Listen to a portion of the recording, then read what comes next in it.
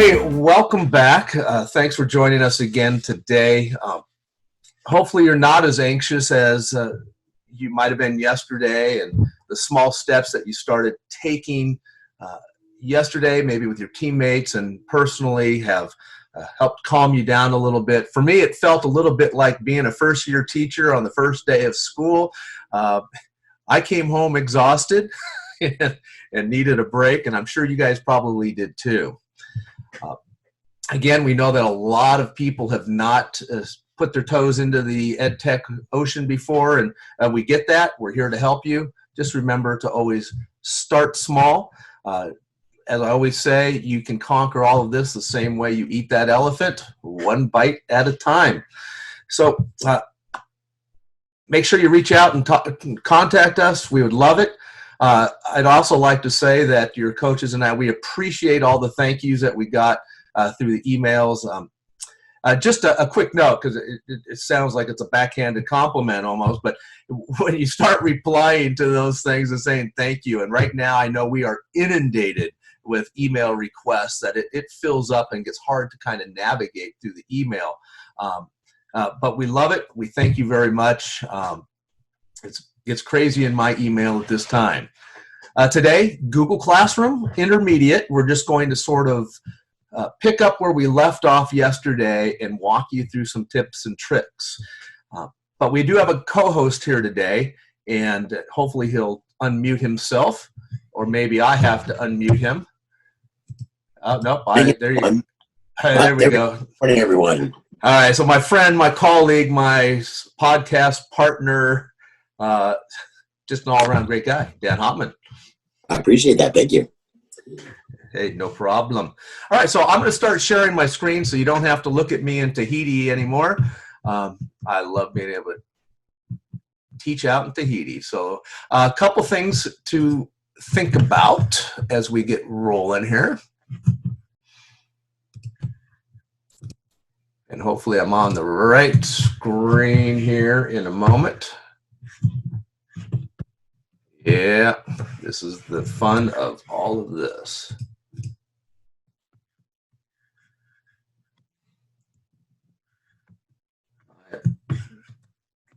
Find my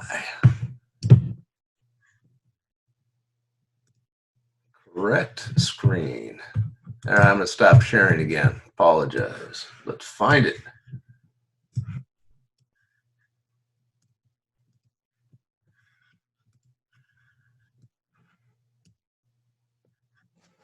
Probably should have escaped from my presentation. And luckily, we can do all of this in editing at the end. All right. Always some new things. All right. Sharing that screen. All right. You can see Google Classroom. We talk about embrace it. And what we learned yesterday is that Google Classroom is your mission control. This is where you can create your classes, you can distribute assignments digitally, and send feedback, be paperless. It all happens in one place. When we're done today, I would like for you to remember here, no, hold on.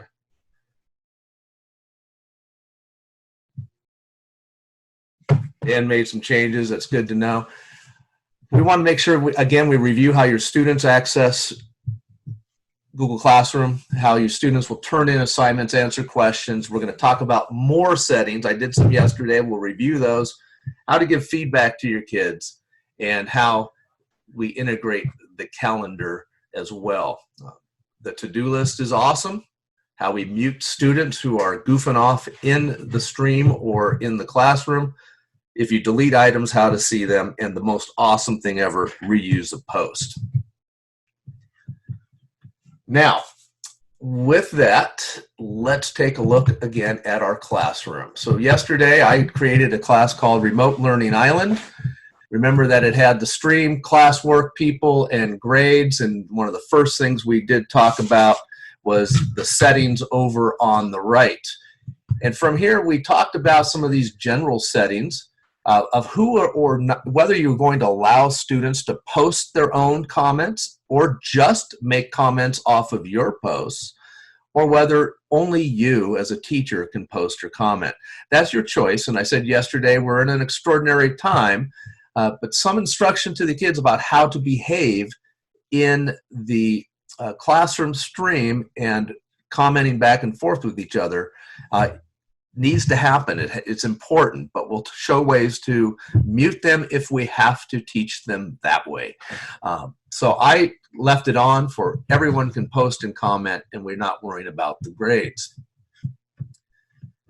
The other one was this hide notifications.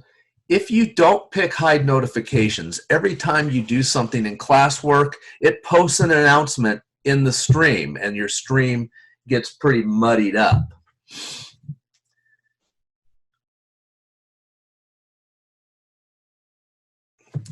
So I keep getting texts from my coworkers here, and I had to double check, make sure everything is all right. Let's talk about the other settings that you need to deal with. When you are looking at your class list, again, it's on the left by hitting the hot dog, you can scroll all the way to the bottom, and the very last thing you see there is another settings button. This setting has to do with all of your Google Classrooms. And when you click on that setting, you will see that you don't see much from me because it really deals with how you get notified about what happens in your classroom. You can see that I've disabled all email notifications. You saw my list of classrooms. I have hundreds of them. Well, not quite hundreds, but quite a lot. If I activate it, you're going to see what kind of things I would be notified by email, starting with comments, any comments on any post I put in, comments that even mention me, private comments on work that would come back to me. If you want to see if a kid put a private comment on the work, you would be notified by email. Now, you can shut these off individually and still leave those all email notifications on. This one, all the classes that I'm a student in and all the classes I teach. It just depends on how much you want your email box filled up and what kind of emails you want from your Google Classroom. Because of what I do, I am turning that off, but you take a look through those settings to determine how you are going to make it through that.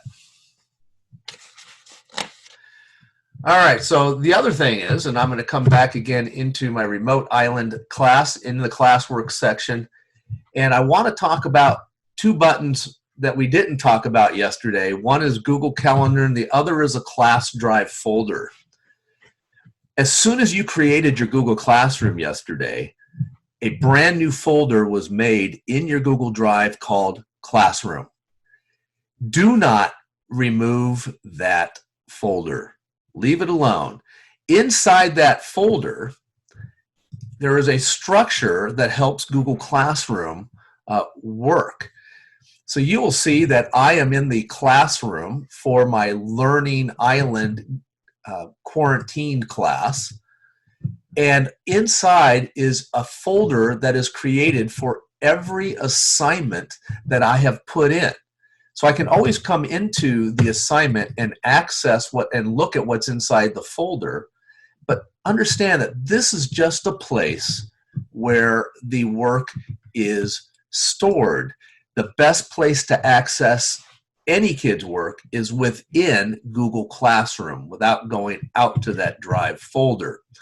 The example yesterday was I created something called Reading Bukakucha, and right there I have it was assigned to two people. If I click on that and open it up, I can see the student's work. I can click on the work here, and this takes us to where I can now start offering some kind of feedback. So let's look at the feedback portion now, and I'll come back to that calendar button in just a moment. Anything in Google Docs, slides, sheets, you're allowed to make comments on. And so I can take a look here at what my student has been doing. Goofy he's reading a book called How to Survive a Pandemic by the author Nature. And anytime you click on something and highlight it, and I'm in Classroom, there's a little pull down arrow, opens it up. You will see that there is a comment button, and I can click on that comment, and I can add a direct comment right from me about this section of his presentation. Is it a good book? And of course, Goofy can come back in and he can respond right here to my comment as well. It all looks good. Goofy's done a good job. I can add more comments if I wish. He was actually reading the book Hatchet. You can see the moose and the plane crash if you know the book. Interesting, but I changed the title because I thought it would be more funny. All right, so adding comments to anything in the classroom is just that easy. Feedback, again, at this time is far more important than grades. So add those comments as well. I'm going to open up Rintin's and take a look at what he's done, and we're going to probably see that Rintin has not done anything on this. So another way to talk to him is I can come in here and add a private comment on the far right. Get to work. Due Friday. And I can post that, and he will get that private comment on his assignment. And he knows then that you've been watching. So that feedback, again, super important. Come back to our classroom, and let's talk a little bit about that calendar portion there. The kids have a calendar button as well. And when you click on that, it opens up a portion of non-editable Google Calendar. And, well, in this case, it opened up my real one, so that's awesome. We'll have to show it from here. The Remote Learning Island calendar does show any assignments on their due date. So a child only has to click on from the calendar, click on the link, and it will take them to their classroom right back to where they need to be. In case I'm opened up here, let's show it to you from a student point of view.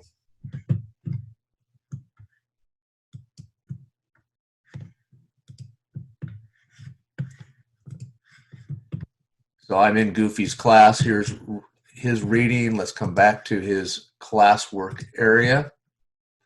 Notice his Google Calendar. Popped open his Google Calendar. Goofy Fido, his personal one, also shows his remote learning Google Classroom calendar, and that's the one that is highlighting. I'm toggling it on and off, and it shows the assignments. I've even put in a Zoom office hour in the calendar, the remote learning calendar. We can show you how to do that later if you wish.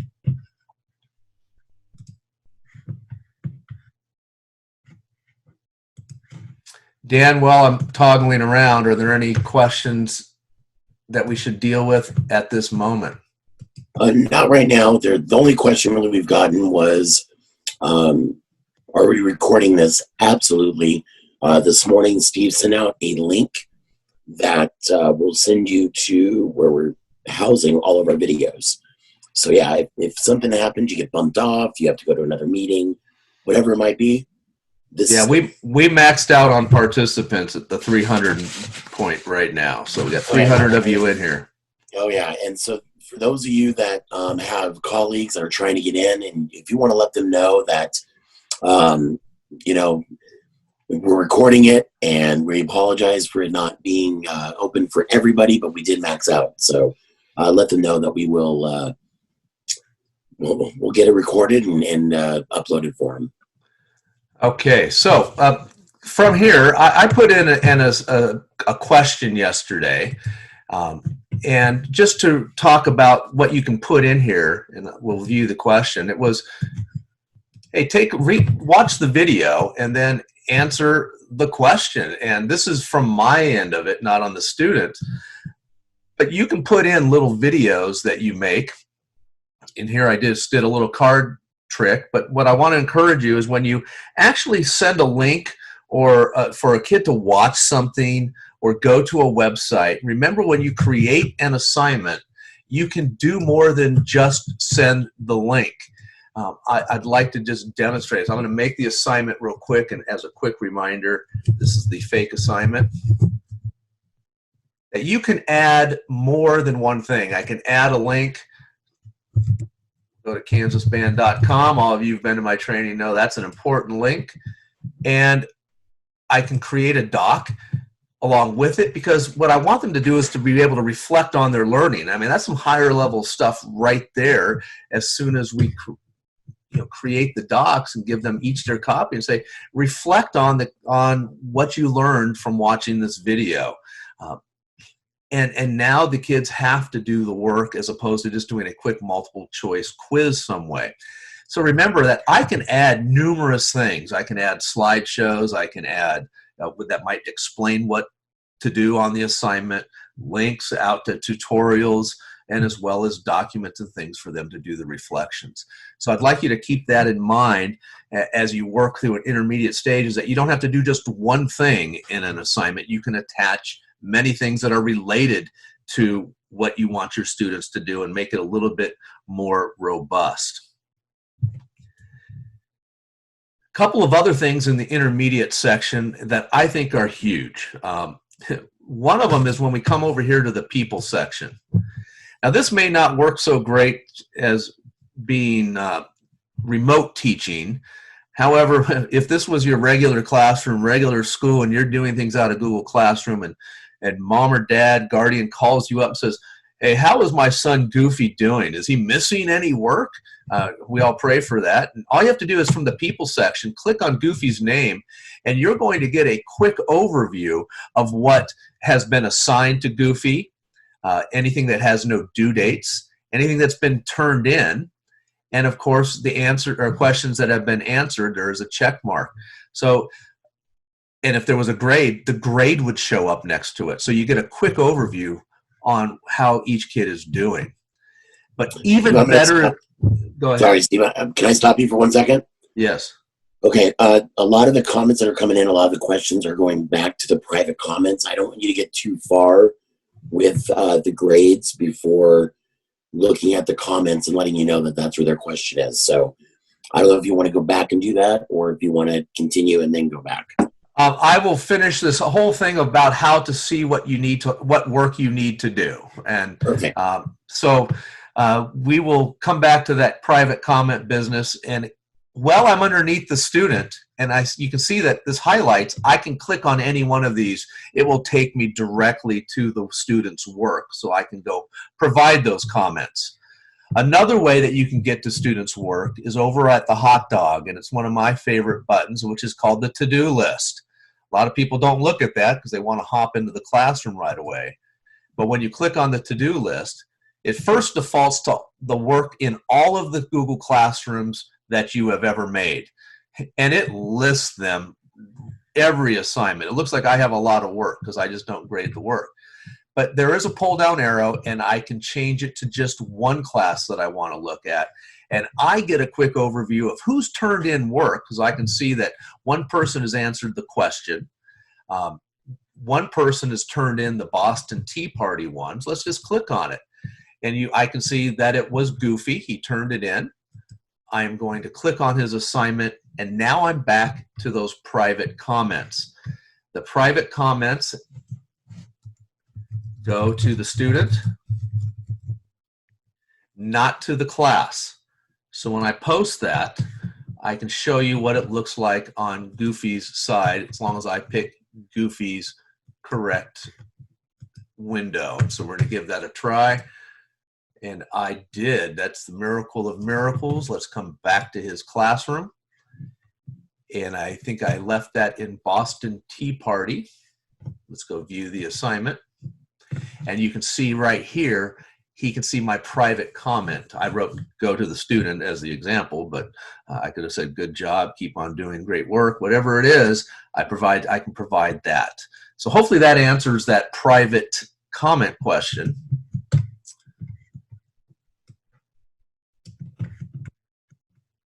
Dan, do you think that's the one that answered it?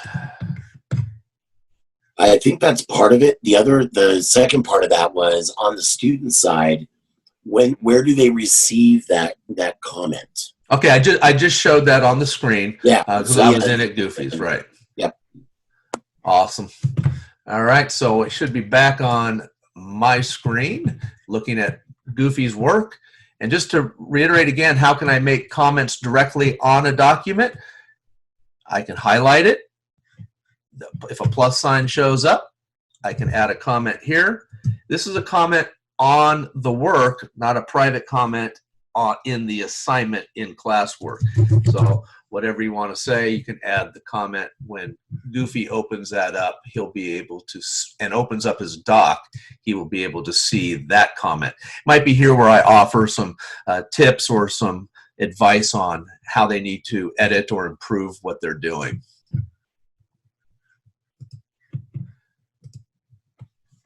Let's check my list here. Oh, well, let's hop into the stream real quick. So in the stream, you'll notice since I have opened up comments and allow students to comment, I have some very different things going on. So down at the bottom, I see the first class comment. Rin Tin Tin says, hey. Nope, what's going on? Goofy said, what's up? You doing any of the work? Rin Tin followed up, hey, nope, just hanging. And I look at that and go, oh man, this is not what I wanted from my stream. What I wanted was like something up here where Rin Tin said, can anybody offer some help on how to add fractions? I mean, that way we're crowdsourcing that. You as a teacher can come in and offer some comments. Other students can come in and be helpful. So, but if Goofy keeps goofing off, there is a way to mute him, and you can then unmute them. There's a couple ways. So here's the comment, and as I hover over it, the 3 dots or the More menu shows up to the right of this little comment. And when I click on it, you'll see the bottom choice is to mute Goofy. Now remember, if I mute him, he's no longer going to be able to post or make any comments, okay? But you might then need to mute him and then delete this comment. So you can delete it and it will disappear from the class stream. You'll be able to go back and look at it. And again, I'll show you that in the settings so you can see what it looks like. So I muted that whole, or deleted that whole comment. I might shoot him a message in Class Dojo, remind, even get on the phone and say, hey, the stream is for people to offer help. And if you're offering help, I can see that 2 people offered help.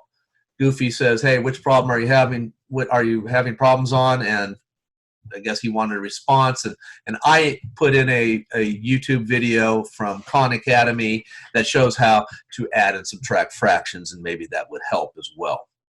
Especially if you can't do it live, you go grab a resource and put it in here.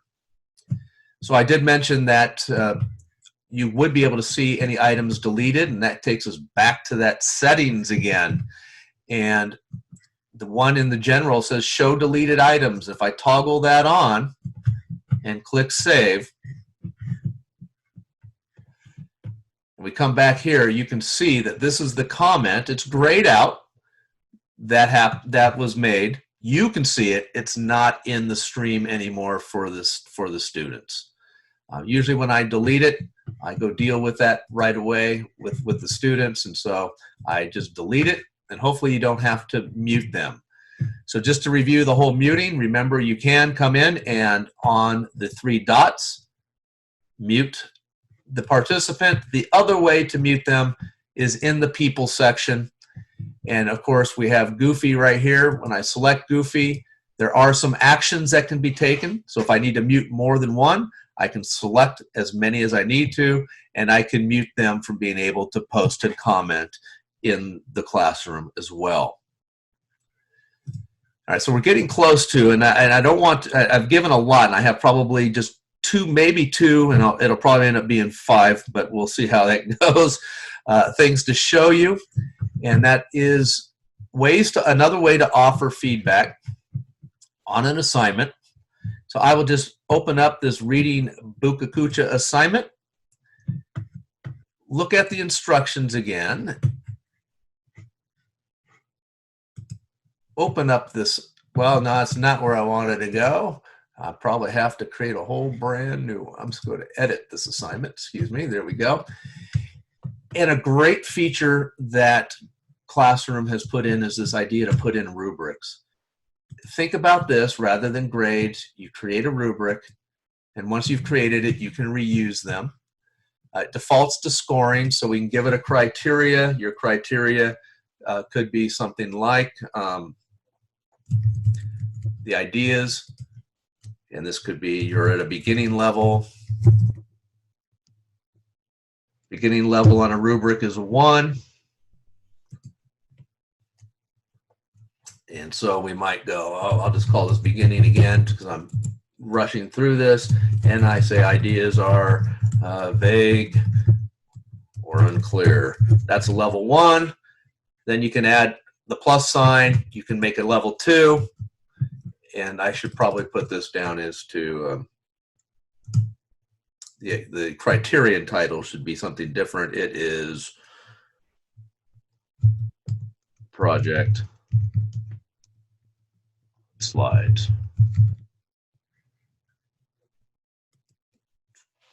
Give that a description here. Presentation rubric.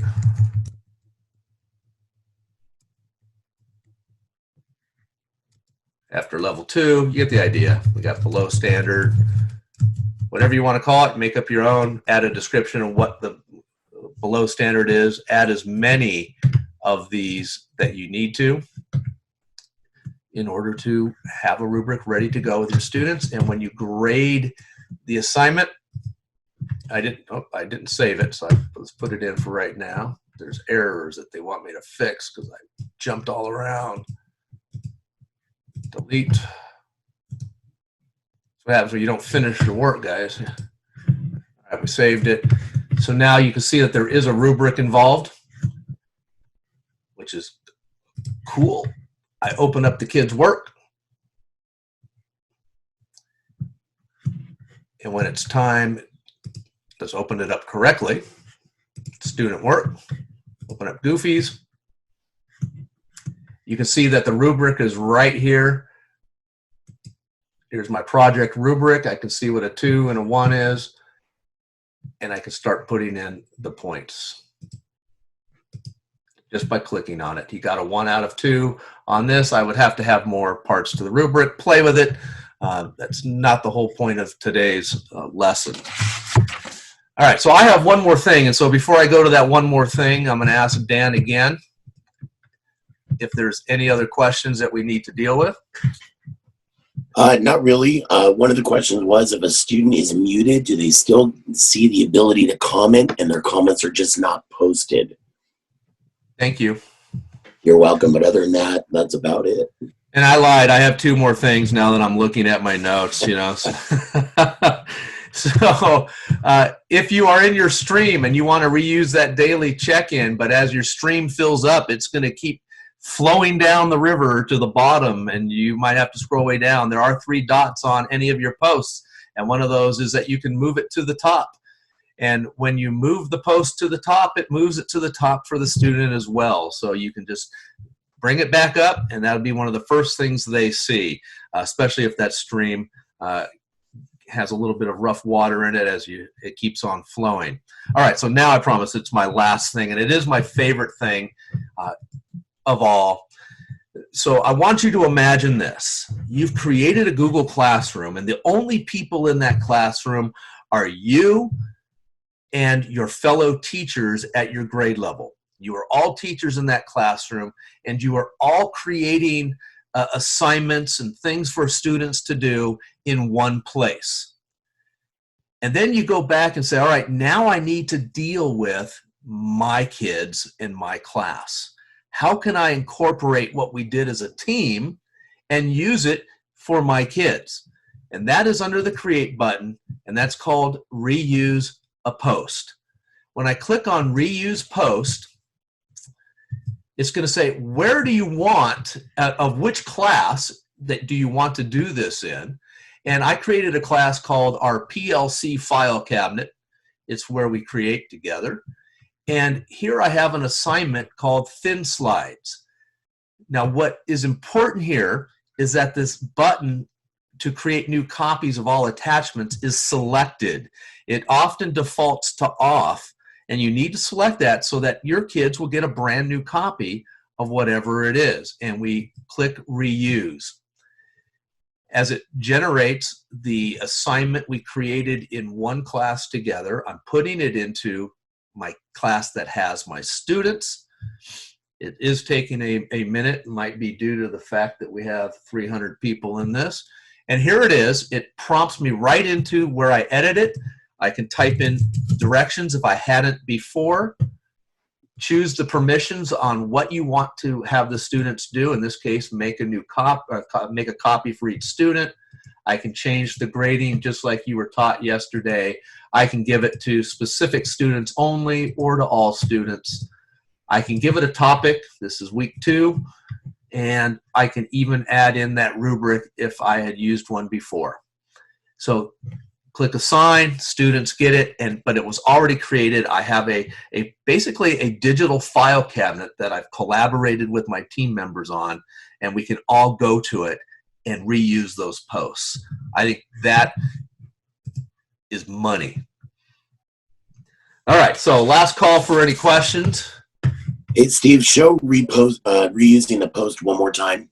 Sure. So on the create button in classwork, down near the bottom is a button that says reuse post. There is an arrow to go choose which classroom you want to repost it from. And by the way, since he made me go back, you can even post from classes that you have archived from a year or 2 ago. You go, oh, I remember that great project I did last year, but I don't see my class anymore. It's because you archived it. It shows any archived classes. Now, I really don't know if I have an assignment in Friday's class, but I'll pick it. Well, I do. And there's thin slides. There's an independence vocabulary. So I'm just going to pick that, make sure create new copies on, and click reuse. And it's going to go into the classroom that you were in, the classwork page, and post it. Oh, that was a quizzes link that I had used for the vocabulary. That's awesome. And now you edit your assignment part and then click assign, and it's in the kids' classwork. All right, let me take a look at some of the questions coming in. So one of them was, is there a way of adding voice to written comments? They're thinking of their kinder, first graders, and EL students. Well, yes, there is. It's kind of advanced. At this point, taking time to teach you how to do that, it involves extensions that you can go look for at the Chrome extension store. Google it. I would Google Chrome extensions for adding voice comments. Find one that doesn't require a subscription or have to pay for an upgrade to that part of it. Google, I think it's Read Write for Google, might have that option in it. I've done it before. It's pretty cool, but you might end up having to pay. And Steve's doing a class on, I think it's on Thursday or I think it's Friday, on Screencastify. Being able to use that to record your comments would work as well. That would be a good idea to do, because then you can actually show the student the work that you're talking about. The next one is, how do we make a daily check-in without having to post it every day? Well, so a daily check-in, so I need the clarification then. Is it a daily check-in form, or is it a daily check-in meeting that we do synchronously live like we are on right now? Yeah, and I think that's a lot of it, and they didn't clarify that at all. But what I would say is first of all, the reuse post is going to be huge for almost everything you do. So if it's a form or if it's a link, you'll have to reuse that post most likely, or you can always just keep on moving that form up to the very top, like Steve said. Yeah, so I made a daily check-in form in Google Forms. I think I even saw Lisa in the crowd. I shared that with her. So if you guys want it, you email me separately, and I will try to get that out to you so you can make a copy of it and have something to start with. But so I just have the kids every day do this every day. Check in, submit, come back to it tomorrow. It'll always be in the stream. The next question is from Pilar. They ask, I have a mess of old assignments on my stream. Can I delete them? I'm not seeing that option on the 3 dots. So those are announcements from the assignments, and I would honestly have to look to see whether or not that can happen.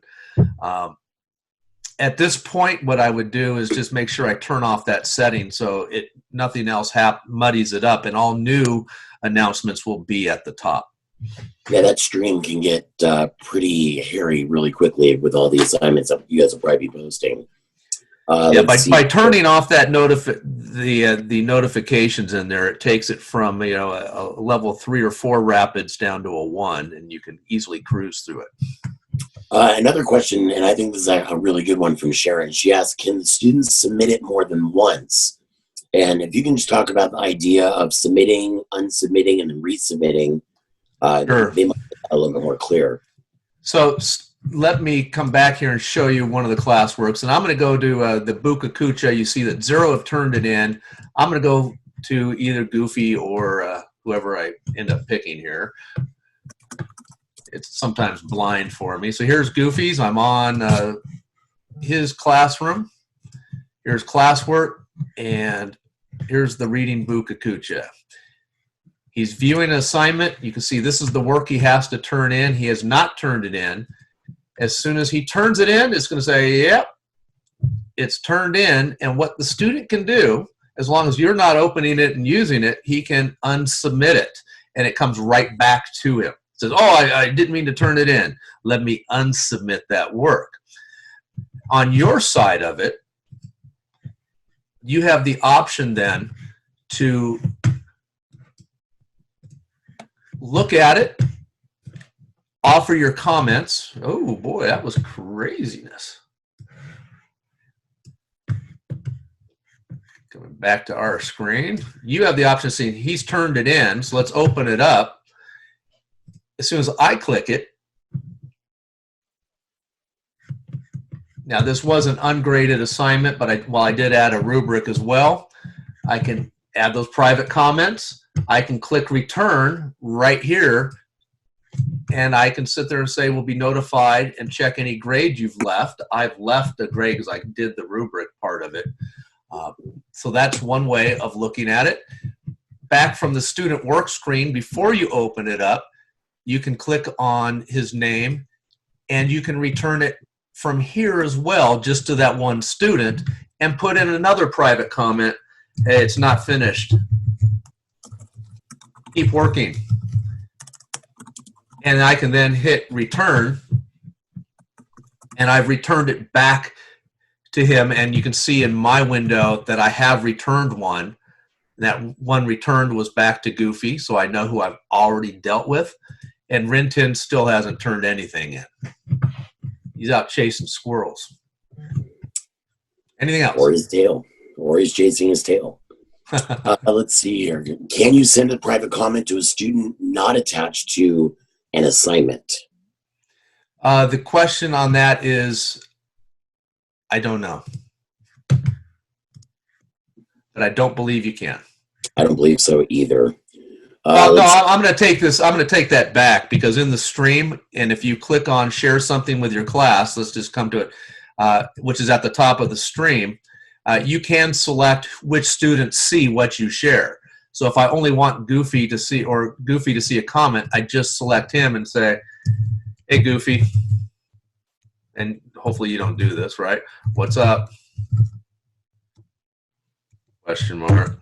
And I post that. The only person who will see it is the one that I actually put it in his stream.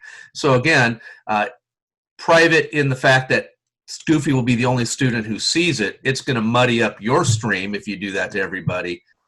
But that is a way to communicate back and forth that way. Yeah, I think that would work. I think it's a good workaround on that one. How do you create a recurring daily assignment? A recurring daily assignment. I would probably need an example of that. If I need to, I might repost it. If it's just an assignment in which they fill out a log, I just don't have them turn it in. Remember, you can always just go look at it anytime you want. just go into the classwork, click on that one. I think I had one with a PE log that I posted yesterday. I can just always click on, hey, who's got it? And I can go look at it and say, hey, did Goofy do his work today? Did he do any exercise? As it opens up, say, oh, great. I can add a comment to that day. I can even highlight Monday, click the plus sign in the circle and add a comment. Great, keep exercising, what have you. And then click the arrow, go to the next student and take a look at their daily log. If that's what you're thinking about, that is an assignment daily. If all you're doing is sending out a link for them to go to say, go to Zern and do whatever I assigned you, you can just leave that post in there, and because there's no way for them to turn in that work. All it is a link to something. But if you add a document to have them reflect on it, you can go look at the reflections. You can create that document ahead of time for them. Sky's the limit on what you can do within this Google Classroom. And we're throwing a lot at you, so I don't want you to get too anxious and think that you have to do it all. Try one thing, get it under your belt, try another. And don't just stay there and say, well, I've learned how to do this one thing, and that's what I do. After you've done that, try to do something else. Reach out to us. Tell us what you're thinking that you want it to do, and maybe we can walk you through that. And don't forget also, Steve and I both, and the ladies do as well, have open office times during this week, next week, where you can, just pop in and say, hey, I've got a question. So make sure you're doing that as well. Let's see. And I had a teacher yesterday say, apparently you're not in the meeting. It's a new paradigm for us. I forgot to open the meeting during my office hours. So if that happens, my phone number is in the email, okay, in my email contact. It's a school district email phone number, and I hate saying this live out to 300 people, but if you call that district number, it forwards to my cell phone. Doesn't mean I'm going to answer it every time. I would prefer an email. and probably right now I see Lisa already trying to call me. That's great. Well, and also with Lisa was asking, can you deactivate the share button? No, you can't. It's an option, even though we want them to hit that turn it in button. Let's see here. Oh yeah, please. The whole idea is that you in Google Classroom, collecting the papers is so much easier than having 5,000 things in your shared folder that you have to go search for. It should all happen in the classroom. What happens in the classroom stays in the classroom. Let's see here. One of them says, I teach a moderate severe preschool. This is my first experience with Google Classroom. I want to incorporate this in our virtual learning experience. How do I find out and let the students' parents know what their email for Classroom is? So Infinite Campus is your first place if you have a roster to find out your student's username, which is their student ID number with the @ symbol, palmdalesd.org. That whole big long number at palmdalesd.org. That's their username. Their password should be their birthday with any leading zeros. So if you're born in February, it's 02. If you were born on the 8th, it was 08. And then your year that you were born. Let's hear one last question. It says, how do you set up the Zoom office hours that were mentioned earlier?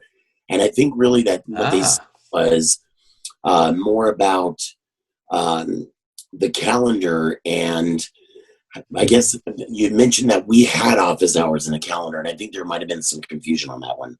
All right, so calendar is a whole other great training that we probably should add, because we're going to really need it now for that part. I've opened up my calendar. You should be seeing that at this point. You can see that I have calendars that I manipulate. There's my personal calendar. I can turn it on and off. Let me just go to today. Turn on today, so you can see I have some personal things in here. I can turn on my Ed Tech coaching calendar, and you can see a lot of things in here. So depending on which calendar you're using, you can create your office hours. So right now I'm in my Google Classroom remote learning calendar that was created as soon as I made that classroom. And so and I'll just go over here to Thursday. As soon as I click on a time, let's say my office hours will be at 4 a.m. for students, because I really don't want them to contact me at 4 because I'll be asleep. I click on it once.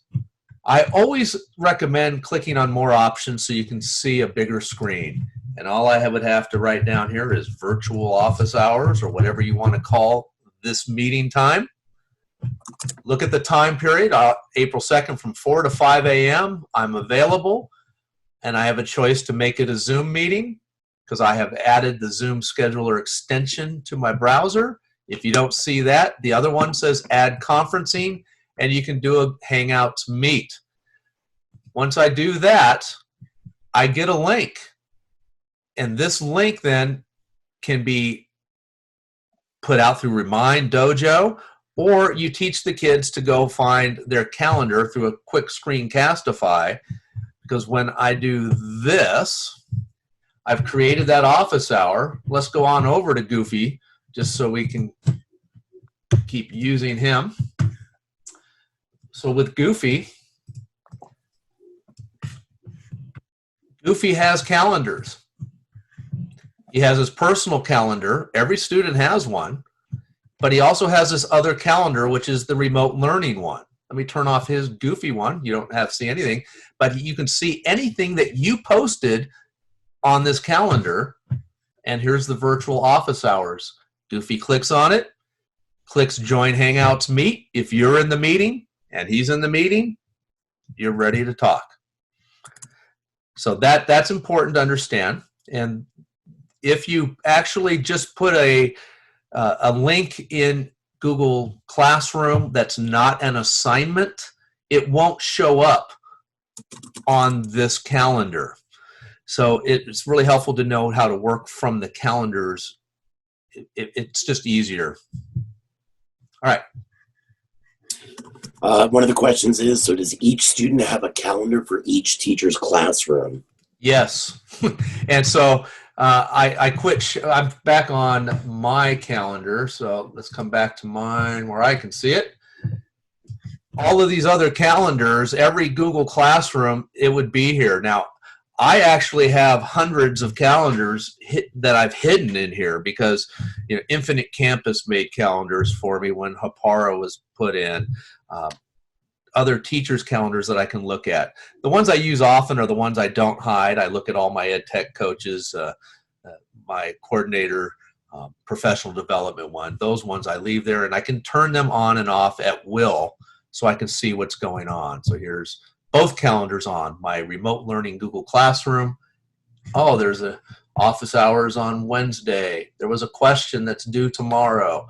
I can click on that. Remember, click on the link. It will open it up in Google Classroom. So you can work from your calendar when you give those due dates on the assignments. All right, and Erin said that she tried to add the Zoom add-on and she got a whitelist error. So we will contact the tech department and we'll find out what's going on with that. And remember that I think a number was emailed out about the phone number to be able to contact a hotline for the tech department. You might want to check that out.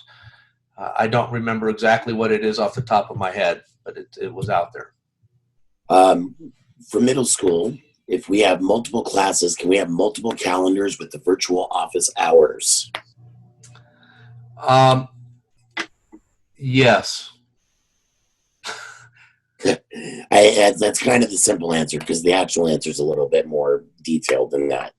So I said yesterday for junior high that you might want to consider, if you teach the same subject, same grade level, where, you know, for 5 periods it's the same thing, you might want to just create a brand new classroom and have everybody join in one place, and then you'll have one calendar, one classroom to be able to look at all the students' work. Let's see here. Oh, Billy says she has 4 preps. So that she would have to set up 4 different times that she would be available. So I'm not quite sure as far as the preps, but you can use your own personal calendar and put in that link there too. create the meeting and send out the link to whoever you want, so that they would be available at that time. What I didn't show, and probably should have, and well, kids don't get notified by email, so then never mind. I'm not going to go there. Let's see.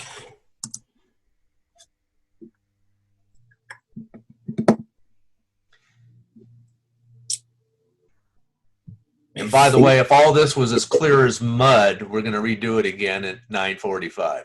That's right. Yeah, I think that's about it. A couple of them were about Google Meets.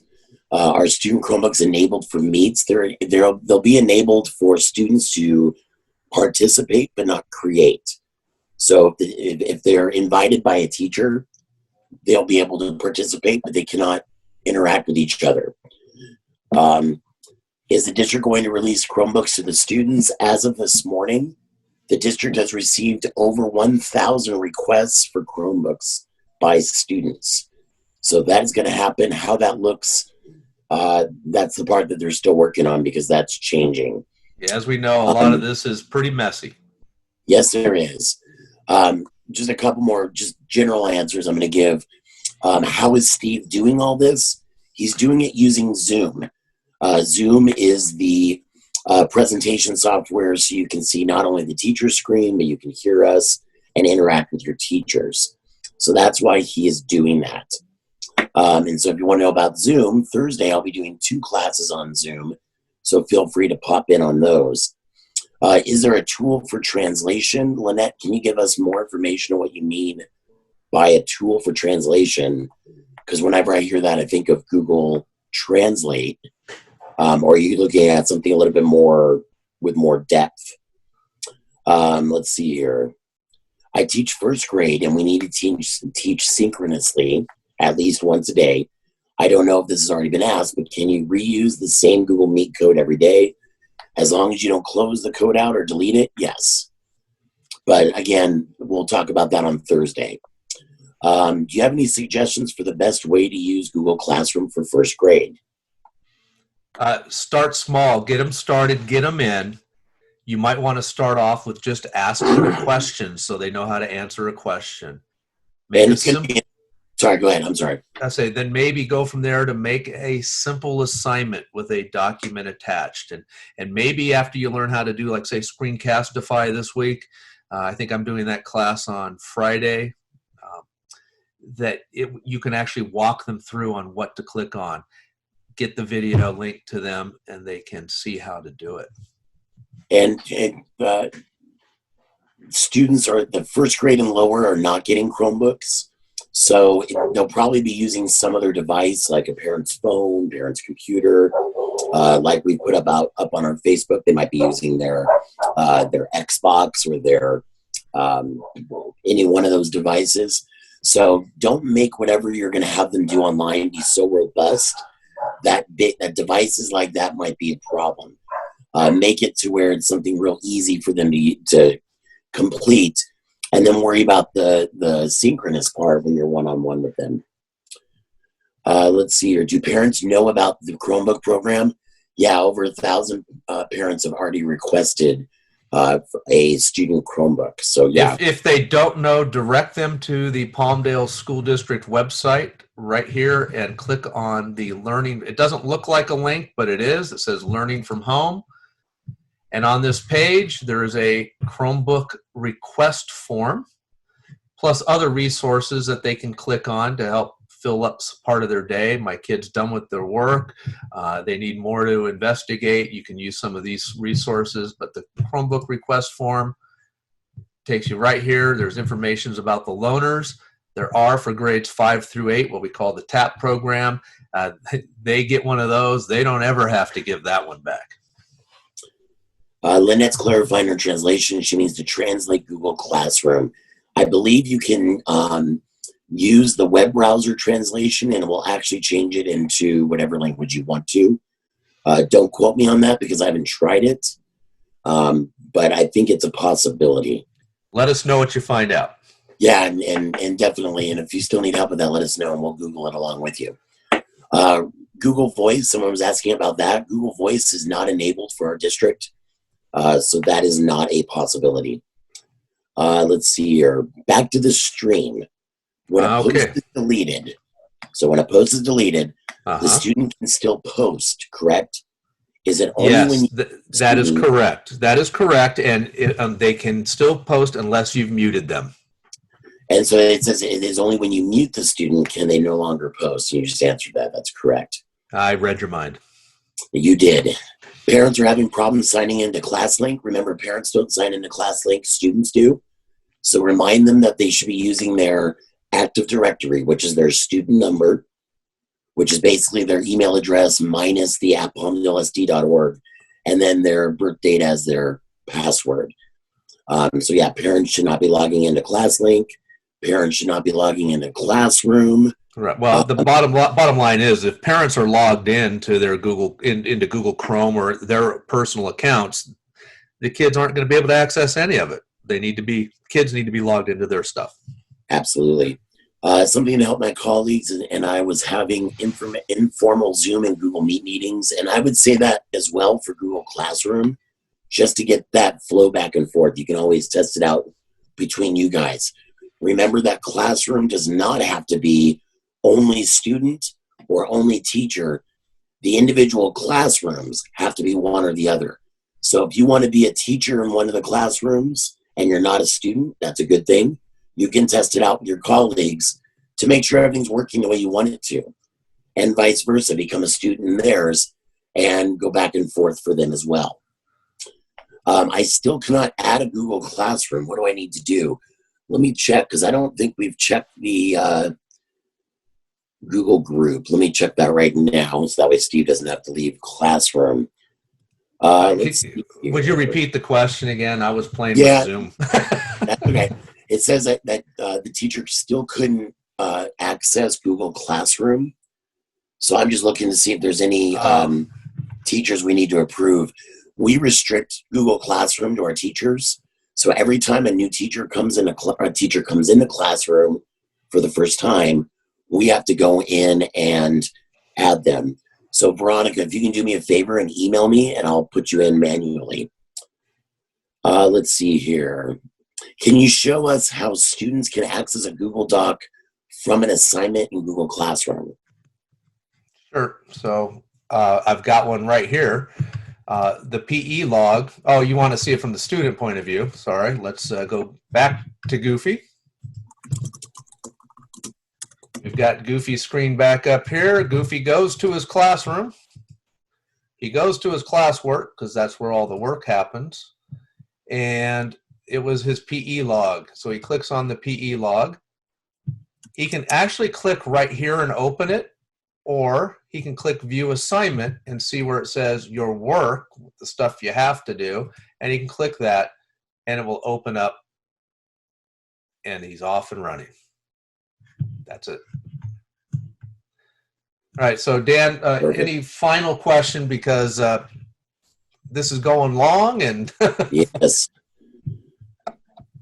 I think that's it. Ruth asked, or actually mentioned that the district should put out how-tos for parents on Google Classroom on the district website. I think that's planned. Don't quote me on that, but I think we got to get you guys good first before we can worry about the parents. Remember, parents don't have to worry about it till Monday. We're building the plane while it's in the air, guys. All right. All right, so you see on the screen, I'm just going to add one more thing on our palmdalesd.org/, everyone says EdTech, after the /. Again, here's the home page.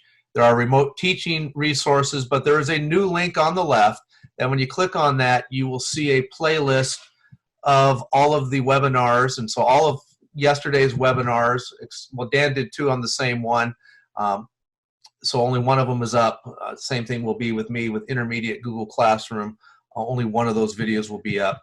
But to see those, there is a hot dog here, and I'm hovering over it. When you click on that, you can see all of the classes that were offered yesterday and by each of the presenters. And all you have to do is click on one, and you can, whoa, man, it's loud in my earphones. and you get to watch it on YouTube. So they're all in one spot for you to go to be able to access those to go review anything we've talked about today. And with that, I'm going to stop sharing. Say hi, I'm back. A lot of screen time for me. Thanks for joining us. Hopefully this has helped. Hopefully you're a whole lot less stressed. Invite one of the coaches into your PLCs. Invite us in to help you out when you have a question. Being able to look at your screen or you to look at our screens really helps it, because we know a picture is worth 1,000 words, and I don't like typing thousands of words on an email to help you out. I'd much rather see you face to face and walk you through whatever it is you're trying to do, as well as the other coaches. So have a great day. I'm going to end this meeting, and feel free to hop in on the next one. Maybe come in a little later, see if there's room, because we maxed out today, this morning. Don't stress. Go plan. Wash your hands. Keep clean. Stay healthy.